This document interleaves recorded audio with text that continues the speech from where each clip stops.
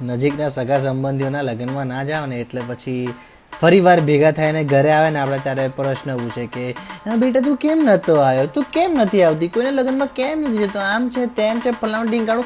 છોકરીઓ બંનેને આ ક્વેશ્ચન પૂછવામાં આવે ને આવે, પણ અમારી અંદરની ભાવના કોઈ નહીં સમજે. કારણ કે ખબર નહીં એ લોકોને બીજી કઈ ભાવના જોડે અમને પહેણાવા હોય છે. એટલે આ બાપાઓ બહુ ખતરનાક હોય અને મમ્મીઓ પણ. મમ્મીઓ હાથ જાલી લઈ જાય, આ મારો છોકરો છે, આ મારો છોકરો. આપણને ખબર જ ના પડે કે મમ્મી કેમ આટલું ફોર્સફુલી કે છે મારો છોકરો. બધાને ખબર છે મારો છોકરો છે. પછી રહીને મગજમાં આવે કે આ મમ્મી મારું એમની છોકરી જોડે સેટિંગ કરાવવા માંગે છે.